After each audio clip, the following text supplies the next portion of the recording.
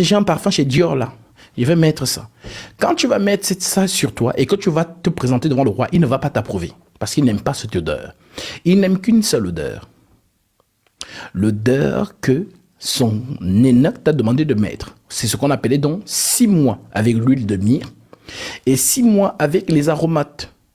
Donc, c'était des choses précises que les eunuques devaient fournir aux vierges. Et si une vierge voulait justement être approuvée par le roi, elle devait mettre fidèlement ces choses. Voilà donc pourquoi, lorsque le tour d'Esther arrive, elle dit, permettez-moi de lire ça avec précision.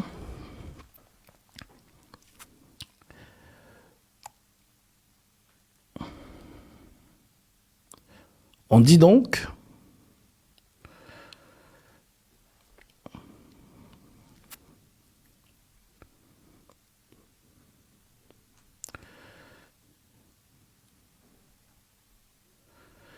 Esther 2, je suis au verset.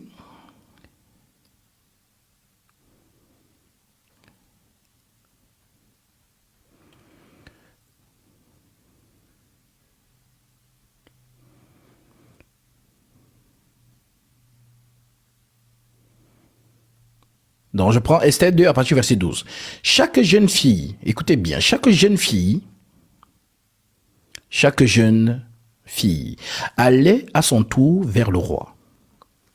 Assyrus, après avoir employé 12 mois à s'acquitter de ce qui était prescrit aux femmes. Pendant ce temps, elle prenait soin de leur toilette. 6 mois avec de l'huile de myrrhe et 6 mois avec des aromates et des parfums en usage parmi les femmes. Donc c'est un roi maniaque, un roi propre, pur. Il ne veut pas les mauvaises odeurs. Donc son eunuque donne donc ce que le roi aime aux femmes. C'est ainsi que chaque jeune fille allait vers le roi. Et quand elle passait de la maison des femmes dans la maison du roi, on lui laissait prendre avec elle tout ce qu'elle voulait. Et elle y allait le soir. Et le lendemain matin, elle passait de la seconde maison des femmes sous la surveillance de Chagas, eunuque du roi et gardienne des concubines. Ça veut dire que tu quittes du rang de celle qui pouvait devenir reine au rang de celle qui est maintenant concubine. La concubine, c'est ce que les gens appellent aujourd'hui Tisa. Si tu veux l'épouse d'un homme, mais de second rang.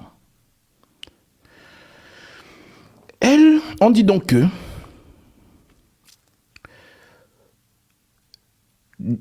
elle ne retournait plus vers le roi, dont la concubine, celle qui passait au rang de concubine, ne retournait plus vers le roi, à moins que le roi n'en eût le désir qu'elle ne fût appelée par son nom.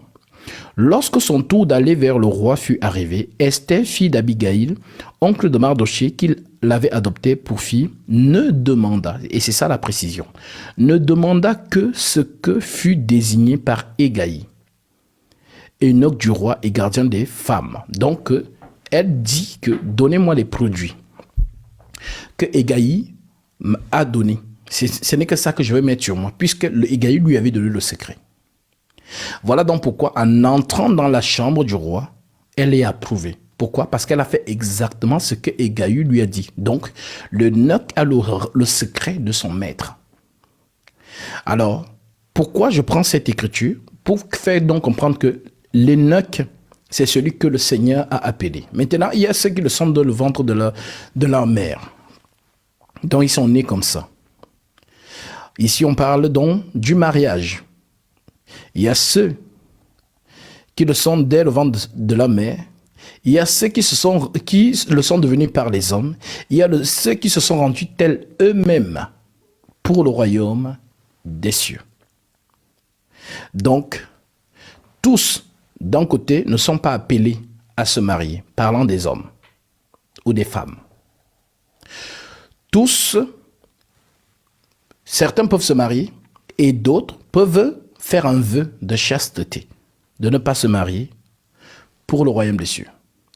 Nous voyons donc que parmi les apôtres, il y avait un qui s'appelait Paul, qui avait le don de célibat. En d'autres termes, c'était un eunuque, c'est-à-dire un eunuque, pas qu'on l'avait castré, mais quelqu'un qui n'avait pas de désir pour les femmes. C'est quelqu'un qui justement pouvait passer des années sans que la volupté sexuelle ne le dérange. Et c'est une grâce. Parce que celui qui n'est pas marié doit toujours fuir l'impudicité. Mais celui qui a le don de célibat a cette capacité de résister à la volupté de la chair, tout simplement. Donc, il y en a qui le sont par les hommes. Il y en a qui le sont dès le ventre de leur mère. Il y en a qui le sont devenus par les hommes. Il y en a qui se sont rendus tels eux-mêmes pour le royaume des cieux. En d'autres termes, je peux me décider de ne pas me marier pour me concentrer dans les choses du Seigneur. C'est ce que Paul dit à Timothée. Il n'est pas de soldat qui s'embarrasse des affaires de la vie s'il veut plaire à celui qui l'a enrôlé. Et voilà pourquoi vous allez voir dans ses lettres, dans 1 Corinthiens 7, il conseille de ne pas se marier. Si ce n'est que pour lui qu'on ne se marie pas. Car ceux qui se marient auront des tribulations dans la chair. Et je voudrais vous les épargner. Mais si tu n'as pas de continence, marie-toi pour fuir l'impudicité. Donc le mariage dans le cadre de l'Assemblée des saints, ce n'est que pour fuir l'impudicité, pour avoir une vie ordonnée. De ne pas aller de sexe en sexe, ainsi de suite. Donc marie-toi. Comme ça, lorsque tu as la volonté, tu peux aller vers ta femme. Ta femme peut venir vers toi. Donc voilà donc pourquoi ici le Seigneur donne cette parabole aux pharisiens et parce que même les disciples ont répondu que si telle est la condition, la voie de la femme, à l'égard de la femme, il n'est donc pas avantageux de se marier. Alors Jésus leur dit, ok, sachez qu'il y a ceux qui sont destinés à ne pas se marier dès le ventre de leur mère. Il y a ceux qui se sont mariés par les hommes. Il y a ceux qui ont décidé de ne pas se marier pour le royaume des cieux. D'où l'Écriture qui dit, si tu fais un vœu à l'Éternel, à toi de l'accomplir. Mieux vaut ne pas faire de vœux que de faire de vœux et de ne pas les accomplir. Donc ne dis jamais à Dieu, Seigneur, je veux faire ceci. Tu as engagé. Si tu as dit, fais ça. Si tu n'as pas dit, mieux tu ne dis pas. De peur de ne pas te retrouver entre... On te dit, si tu ne le fais pas toi-même, tu vas comprendre. Donc voilà en ce qui concerne la deuxième question. Maintenant pour la troisième question. La mort, est-il un ange? Oui. Parce que la mort, c'est qui? C'est Satan. La vie, est-elle un ange? Oui. La vie, c'est Jésus, le prince de la vie. Voilà donc pourquoi le dernier ennemi qui sera tué, c'est la mort. La mort et la vie doivent s'affronter. Michael et le dragon.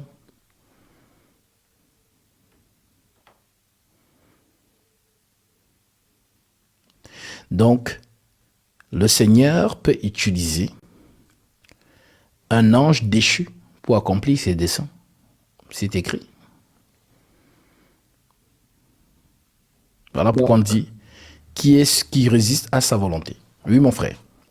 Donc, Dieu lui-même utilise la mort. Donc, utilise Satan pour... Oui. Parce que c'est ça aussi son travail sur la terre. C'est ça. Parce que à l'éternité, il ne sera pas. Parce qu'à l'éternité, il est mort. Oui. Donc, oui. Donc, Oui, mon frère. Donc, en conclusion, donc c'est Satan qui est la mort, en fait. C'est ça. D'accord. Voilà pourquoi. Par curiosité. Oui, dis-moi. Ouais. Deux petites questions rapidement, en fait. Oui. Parce que tu as parlé dans Genèse, on rentre toujours là-bas. Parce que dans l'accomplissement, on a parlé des luminaires et de tout cela, mais il y a aussi des animaux qui viennent. Parce que tu as dit que c'est des paraboles, des trucs comme ça. Oui, mais justement. À quoi? On s'est concentré que sur le volet de la lumière du verset 1 de Genèse 1 et des corps célestes. En d'autres termes, Genèse 4. Maintenant, on n'a pas parlé de la verdure, parce qu'il y a aussi la vertu. On n'a pas parlé de l'eau, parce qu'il y a l'eau d'en haut et l'eau d'en bas. On n'a pas parlé de l'étendue. On n'a pas parlé de... Donc, tout ce qui est cité, les phrases qui sont citées dans Genèse 1, ce sont des prophéties. Ce sont des paraboles qui ne couvrent que leur accomplissement en Jésus. Que ce soit Genèse 1, Genèse 2, Genèse 3. D'accord. Donc, on aura le temps de parler exactement. Et deuxième question, bon, pour la prochaine, je ne sais pas si tu auras je vais te voir encore. C'était sur les 4 êtres vivants. Notre frère, bon, le 24 vers, on avait déjà compris, mais sur les 4 êtres vivants. Beaucoup de gens aussi ne comprennent pas sur ça, en fait. Voilà. Et moi, ce que je voulais demander, en fait, parce que comme Daniel avait dit sur les animaux, les 4 animaux, tu avais déjà expliqué ça, tu expliques tout le temps. Parce que aussi Satan, lui, c'est un imitateur de la vérité. Et lui, il a utilisé aussi les 4 animaux. Dieu aussi a utilisé les 4 animaux. Et dans les 4 animaux que tu avais expliqué, et même sur le statut de Nebuchadnezzar, nous savons que nous sommes dans les temps de pied d'argile et on est dans le pied en fait. Nous traversons les orteils, le 10 pieds. Et même maintenant, sur les 4 êtres vivants, on est dans quel temps? Alors, les 4 êtres vivants, c'est l'esprit de la prophétie, justement. Les 4 êtres vivants, dans Apocalypse chapitre 4, lion, veau, aigle, homme. Donc, celui qui est assis sur le trône nous dit qu'il travaillera en tant qu'homme. Il travaillera en tant qu'agneau. Il travaillera en tant que lion. Et il travaillera en tant qu'aigle. Donc, l'homme qui fait référence à quoi? À la royauté. L'agneau, le sacrifice. Le lion, le jugement. Et l'aigle, la prophétie. Donc, tous ces 4, en réalité, forment un seul homme. C'est une seule personne. Alors, c'est cette personne qui marche au fil du temps. Voilà pourquoi on parle de l'esprit de la prophétie. Le témoignage de Jésus est l'esprit de la prophétie. Donc, nous l'avons vu. En tant qu'agneau, voici l'agneau de Dieu qui ôte le péché du monde, le sacrifice. Nous l'avons vu en tant qu'homme, il a dit qu'il était roi. Pilate lui a posé la question, es-tu roi? Il a dit, je le suis. Et nous avons vu le lion pendant la marche d'Israël, le lion de la tribu de Juda. Maintenant, l'église, est-ce que vous voyez l'église dans la loi ou dans la prophétie? On ne parle pas de l'église. Il n'y a aucun verset qui parle de l'église. Non. L'église sort d'où donc alors? Donc, il faut donc voir au-delà. Nous voyons donc dans Genèse, comme je t'ai dit, tous les secrets sont dans Genèse 1, 2, 3. C'est-à-dire les Exodes, les Ésaïe, tout ça. Non, ça c'est loin. Tous les secrets sont dans Genèse 1, Genèse 2, Genèse 3. Donc dans Genèse 1, dans Genèse 2, Genèse 3, nous voyons donc l'Église. Parce que l'Église est une femme. Et nous avons vu donc un homme que le Seigneur met la torpeur sur lui, c'est-à-dire le sommeil profond, et excrète une femme. Maintenant, on dit que cette femme,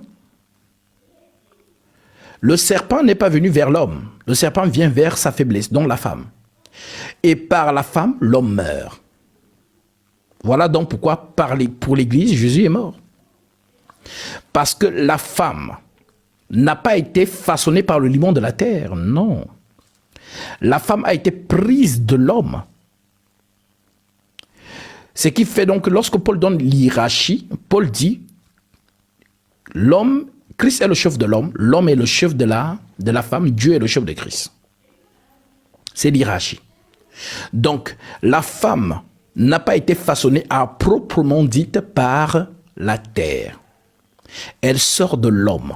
Alors, ce qu'on appelle donc homme dans le langage spirituel, ça veut dire force. Et ce qu'on appelle femme dans le langage spirituel, ça veut dire faiblesse. En d'autres termes, lorsque la faiblesse de l'homme est exposée, alors l'ennemi vient. Voilà donc pourquoi Adam n'a pas vu, le serpent n'est pas venu lorsqu'il était seul, lorsqu'il reçoit le commandement. Le jour où tu en mangeras, tu mourras. Est-ce que la femme était là? La femme n'était pas là, elle n'était pas encore façonnée. Non, il n'était pas là. Voilà. Maintenant, lorsqu'elle est façonnée, le serpent vient vers la femme, puisque c'est la faiblesse de l'homme. Il séduit cette dernière. Il a séduit, comment on dit, à force de mots, il a séduit. Elle dit amen à l'enseignement du serpent, parce que, voilà, on ne va plus reparler de ça. Les gens qui disaient que le serpent a dragué Ève et il a couché avec elle. Elle est tombée enceinte, elle a accouché Caïn. C'est faux. La séduction, c'est le verbe. En d'autres termes, Dieu a parlé avec l'homme. Dieu qui parle à l'homme, c'est la vérité. Le serpent qui parle à la femme, c'est le mensonge. Donc, deux semences. La semence de la vérité, la parole, parce que la parole est une semence, selon Ésaïe chapitre 55, verset 10 en descendant. Et le serpent a parlé avec la femme, Dieu a parlé avec l'homme. Donc, deux semences. Vérité et mensonge. La vérité dit à l'homme, le jour où tu en mangeras, tu mourras. Le mensonge dit à la femme, vous ne mourrez point. Donc il y a contradiction. Il y a inimitié, il y a résistance entre deux forces. Voilà donc pourquoi, lorsque cette dernière est séduite, elle mange. Et quand elle mange, l'homme est mort, puisqu'elle sort de l'homme. Le jour où tu en mangeras, tu mourras. Voilà pourquoi Paul reprend ça en disant, ce n'est pas l'homme qui a été séduit, c'est la femme qui, séduite, s'est rendue coupable de transgression. Elle sera néanmoins sauvée en devenant mère. Dans la mère dont on parle, les sœurs en Christ ont cru que c'était elle. Non. Puis voilà pourquoi certaines pensent que si elles ne donnent pas d'enfants, elles ne vont pas être sauvées. Voilà pourquoi elles se précipitent à avoir des enfants. Non. La mère dont on parle, Paul fait référence au jardin d'Éden. Il fait référence à Israël. C'est elle la mère.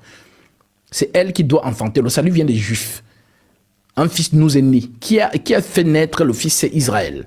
Voilà pourquoi l'Écriture dit dans Romains chapitre 9, verset 5, Romains 9, à partir du verset 2 à 5, « J'éprouve une grande tristesse et j'ai dans le cœur un chagrin continuel pour mes frères, mes parents selon la chair, qui sont israélites, à qui appartiennent l'adoption, la gloire, les alliances, et de qui est issu selon la chair, le Christ qui est au-dessus de toutes choses, Dieu béni éternellement. » Donc, le salut qui vient des Juifs, c'est le Seigneur qui naît parmi les 12 tribus d'Israël. Voilà donc pourquoi on dit elle sera sauvée en devenant mère. Donc, qui est sauvé en devenant mère? C'est Israël. Donc, l'acte de Ève, c'est une prophétie. Donc, la prophétie concerne la femme. Je mettrai inimitié entre toi et la femme. Donc, Dieu parle toujours en parabole. Donc, la femme, je mettrai inimitié entre toi et la femme, entre ta postérité et sa postérité. Celle-ci t'écrasera la tête, mais toi, tu lui blesseras le talon. Donc, la postérité de la femme va écraser la postérité du serpent. Donc, quand on parle de postérité, on parle de descendance. Si on parle de descendant, on parle de fils, parce que Dieu ne travaille pas dans la prophétie avec des filles uniques. Dieu travaille avec le fils unique. Donc, autant Dieu a un fils, donc le fils de Dieu, ça veut dire la vérité. Ce n'est pas proprement dit, ce n'est pas dans le langage humain. Parce que quand on dit fils de Dieu, les gens disent que Dieu c'est un papa qui a un enfant. Et pourtant, ça n'a rien à voir avec ça. Le fils de Dieu, ça veut dire la vérité. Et le fils de la perdition, ça veut dire le mensonge. Voilà donc pourquoi, dans 2 Thessaloniciens chapitre 2, l'apôtre Paul dit, jusqu'à ça soit le fils de la perdition. Le fils de la perdition. Donc, le fils de la perdition, donc, c'est qui? Donc, si on comprend ça littéralement, on va donc dire que Satan, c'est un papa qui a aussi un fils, qui est donc la femme de Satan, qui lui a donné un enfant.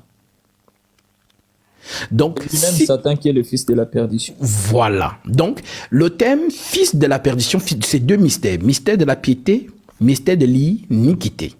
Quand Paul définit le mystère de la piété, il dit Dieu a été manifesté en chair. Théos en grec. Mais quand il définit le mystère de l'iniquité, il dit fils de la perdition, l'adversaire qui s'élève au-dessus de tout ce qu'on appelle Dieu ou de ce qu'on adore, jusqu'à s'asseoir dans le temple de Dieu se proclamant lui-même Dieu. Et le temple de Dieu, c'est Israël. Voilà donc pourquoi il doit sortir là-bas, puisque Jésus a prophétisé lui-même. Jean 5, verset 43. Je suis venu au nom de mon Père, la vérité. Vous ne me recevez pas. Si un autre vient en son propre nom, vous le recevez, dont le mensonge. Le mensonge viendra et vous allez le recevoir. La vérité est venue, vous ne l'avez pas reçue. Il est venu vers les siens ne l'ont pas reçu. Voilà donc pourquoi cette femme donc reçoit donc le mensonge de Satan. Elle est séduite. Alors étant séduite, elle est morte, puisque c'est le corps de l'homme. L'homme, le corps, la femme est le corps de l'homme. L'Église, nous sommes les membres du corps de Christ. Voilà donc comment Adam, par amour, va donc porter l'iniquité de sa femme. C'est ça la mort. Homme, aime ta femme comme Christ a aimé l'Église et s'est donné lui-même pour elle. Donc Jésus, qui n'a pas péché, devient péché pour nous. C'est ce que Paul dit dans 2 Corinthiens 5.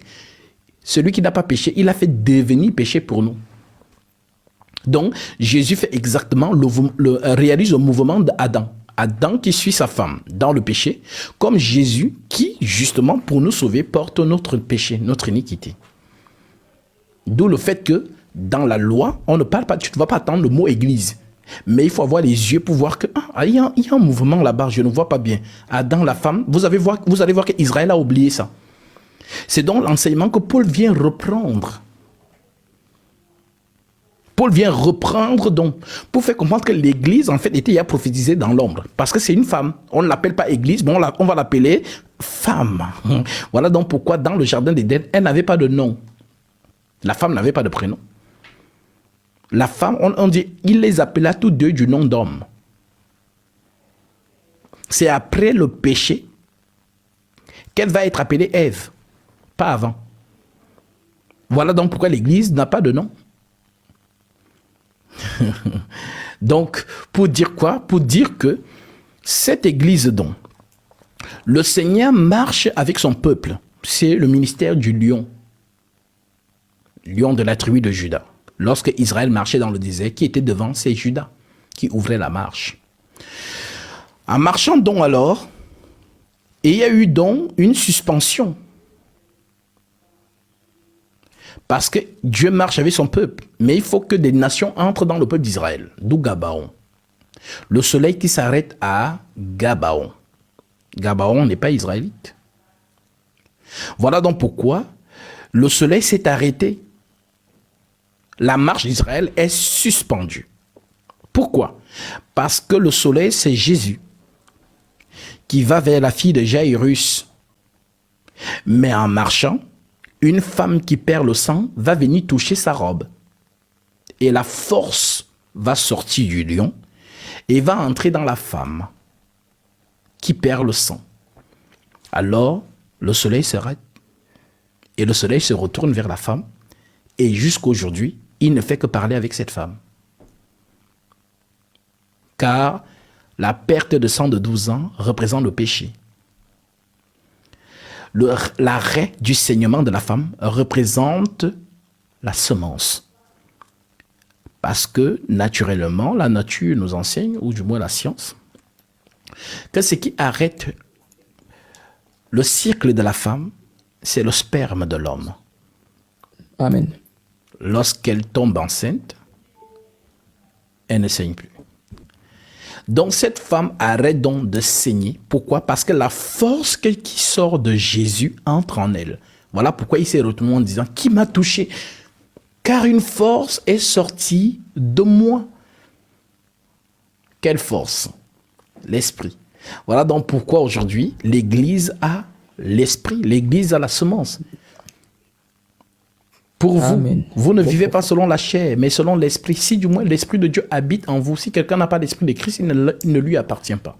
Les fils de Dieu ne pêchent point. Pourquoi? Parce que la semence de Dieu habite en eux. Ils ne peuvent pécher parce qu'ils sont nés de Dieu. Donc la semence suspend le péché en nous. D'où le fait que cette femme a donc reçu la force de Jésus. Voilà donc pourquoi, jusqu'à présent, Jésus ne fait que parler avec cette femme. Lorsqu'il aura fini de parler avec elle et la mettre en sécurité, il retourne donc, il reprend la marche vers Israël. La marche. Voilà. Donc le lion donc, voilà pourquoi tu vas voir que dans Apocalypse 5, on dit à Jean, voici le lion de la tribu de Juda, a vaincu pour rompre les sceaux. Lorsque Jean regarde, il ne voit pas le lion qu'on lui présente, mais il voit plutôt un agneau comme immolé. Immolé. Donc c'est le ministère de l'agneau que Jean a vu, puisque c'est nous l'église. Nous, on ne connaît pas le lion, nous, on connaît l'église. On connaît l'agneau. Ouais. Le sang de l'agneau crie pour nous. Le sang de l'agneau a ôté nos péchés. Maintenant, le lion, c'est la rigueur. Le lion, c'est la terreur. Le lion, quand il vient, c'est pour ravager. Voilà pourquoi on dit dans Ésaïe 13, il vient comme le ravage du Tout-Puissant. Donc, c'est le déluge. Quand le déluge vient, il ne regarde pas si tu es enceinte, si tu n'es pas enceinte, si tu boites, si tu ne boites pas. Il te rase. Car il faut être dans l'arche pour que le déluge ne te touche pas. Et nous sommes dans l'arche, le sang de Jésus-Christ. Il n'y a plus de condamnation pour ceux qui sont en Jésus-Christ. Donc c'est dans ça que nous sommes pour l'instant. Le ministère du lion va reprendre une fois que la grâce sera suspendue. Parce qu'il faut que Dieu cède la terre à Satan. Chacun travaille à son tour. Jésus est venu, il a travaillé. Il est parti.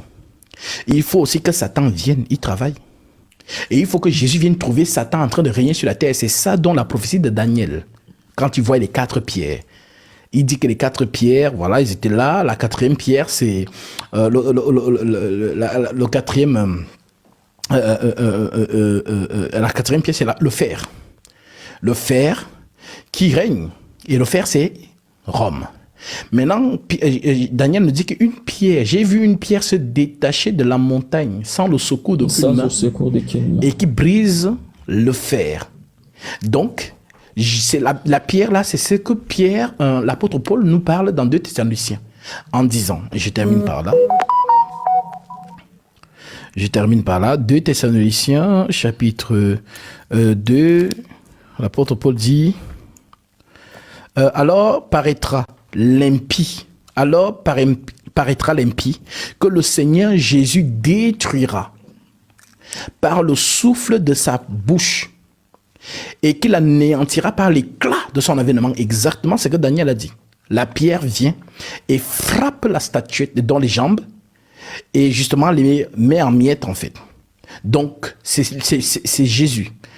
C'est le pourquoi Paul dit, et alors, verset 5, ne vous souvenez-vous pas que je vous disais ces choses lorsque j'étais encore chez vous, et maintenant vous savez ce qui le retient, afin qu'il ne paraisse qu'en son temps. Car le mystère de l'iniquité agit déjà. Donc, la puissance de Satan agit déjà. L'iniquité, c'est contredire la vérité. Voilà pourquoi Jésus dit à cela, Seigneur, n'avons-nous pas chassé les démons en ton nom, n'avons-nous pas prophétisé en ton nom, n'avons-nous pas fait des miracles en ton nom? Je leur dirai ouvertement, je ne vous ai jamais connu, retirez-vous de moi, vous qui commettez l'iniquité. Donc, ils ont contredit l'écriture, ils ont contredit la parole. C'est ça l'iniquité, contredire le verset, c'est ça qu'on appelle iniquité. Et alors paraîtra, donc Satan, donc dès que ce qui le retient disparaît, donc le Saint-Esprit, dès que l'Esprit disparaît de la terre, donc Dieu se retire du monde, on dit donc que alors paraîtra l'impie. Donc Satan apparaît donc corporellement, mystère de l'iniquité. Donc il devient aussi homme, comme Dieu est devenu homme. Donc alors paraîtra l'impie que le Seigneur Jésus détruira par le souffle de sa bouche et qu'il anéantira par l'éclat de son avènement.